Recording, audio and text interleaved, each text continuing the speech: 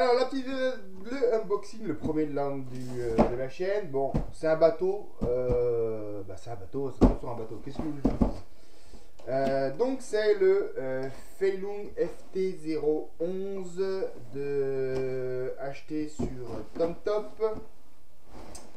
Donc, qu'est-ce qu'on trouve à l'intérieur? Vous voyez, on trouve un bateau. Bon signe.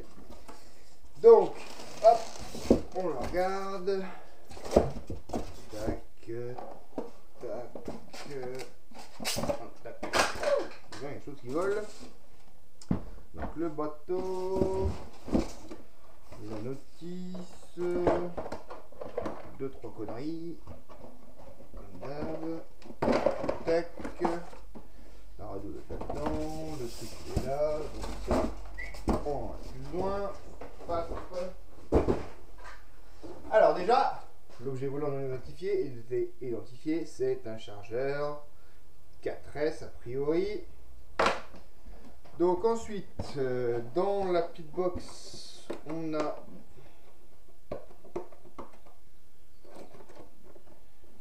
j'imagine la radio.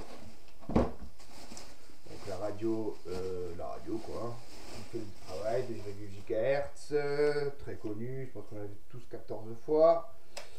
Qui fait le taf, trim, dual rate, power on off.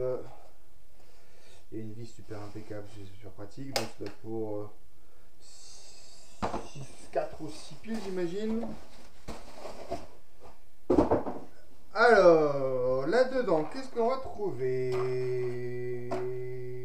On a du scotch déjà. Hop. La prochaine fois, pensez à prendre un cutter. Alors là, il y a déjà des petites amies. On a des hélices de plastique en rechange, 3 exactement. Une clé, Allen, des clés, on a une protection pour le nez, impeccable, et on a le stand. Écoutez, ça m'a l'air pas trop mal cette histoire. Donc on va mettre ça de côté, et puis on va attaquer les choses sérieuses avec le bébé. Alors le bébé, honnêtement, il a une gueule, j'adore. Hein, c'est du plastoc, on est bien d'accord, avec un recouvert d'une imitation carbone, du plus bel à fait. À l'arrière, bon, on a un peu de plastique, ça c'est sûr. On a les dérives, on a le gouvernail en plastoc, l'hélice en plastoc, ce qui n'est pas forcément plus mal. Hein. Quand on voit des choses qui s'est déclipsées, il faudra bien faire gaffe, il faut bien que ça reste étanche. Je referai ça après. Donc ça, franchement, ça a l'air pas trop mal. Donc, hop, ici on a même le petit embout pour enlever la flotte quand il y en a. Quand on va mettre. Et le truc que j'adore dans ce bateau, c'est le double cloisonnement. Premier capot, donc ça c'est un capot esthétique on va dire. Deuxième capot, donc hop, qu'on déverrouille à chaque fois, pack qui donne l'étanchéité. Donc ici vous avez un petit joint en mousse, des clippés qui permettent, et là vous avez un petit gel en silicone, pendant la clépate, et là vous avez la machine. Alors franchement, c'est plutôt propre, donc rien de neuf, l'écoulement de se faire. Pas de souci, donc le petit toutouille il va par là.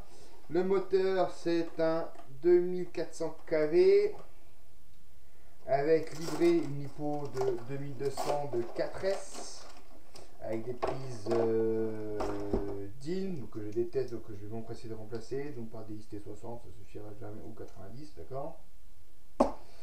Vous avez ici aussi, dans le modèle que j'ai reçu, le modèle V2 de contrôleur qui est en fait un contrôleur 70 ampères il me semble, avec un récepteur séparé. Dans les premiers modèles, ça avait tout en un, donc récepteur et variateur, donc ce qui veut dire que si on pétait quelque chose, il fallait tout changer. Là, ils ont été un peu plus intelligents, a priori. Je vous ai préparé un truc. Il y a le récepteur, et le récepteur il est étanche tout simplement parce que il est noyé dans la résine. Voilà, donc nous on va s'amuser vite à le changer, de toute façon pour remettre tout sur la même radio.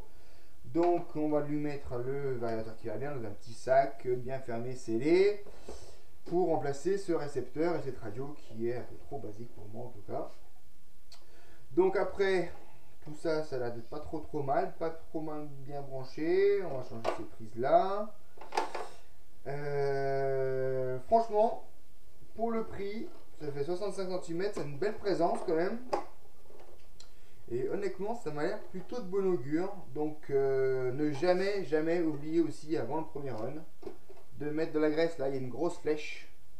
Mettre de la graisse marine, hein, pour éviter que ça centrifuge de partout, de qualité marine, qui permet de protéger l'arbre et le roulement qui est avec. Donc tout est bien siliconé, les prises de cerveau.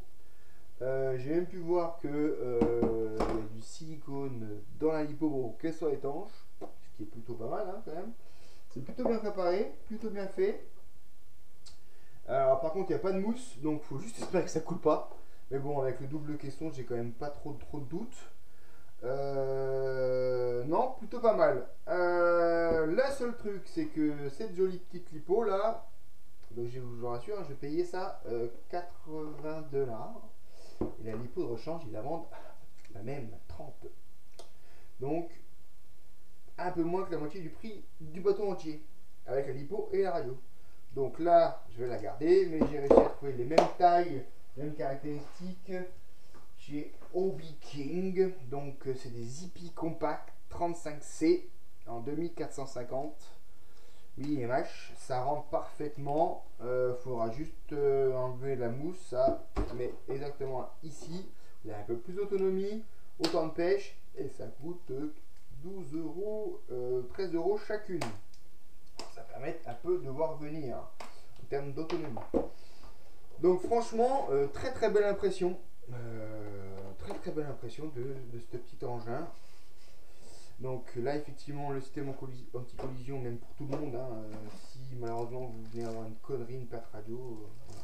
Si vous avez une petite embout qui se fixe ici, et ça permet d'éviter de casser le bateau et de casser les autres aussi. Voilà, écoutez, pour ça on va se retrouver dans la suite, je pense, pour l'essai sur le lac, s'il n'y a pas trop de monde. On va commencer. Mais bon, il fait pas très chaud aujourd'hui, donc il peut avoir juste ce qu'il faut. Voilà. Et bien écoutez, à bientôt pour l'essai, et écoutez, bon week-end à tous.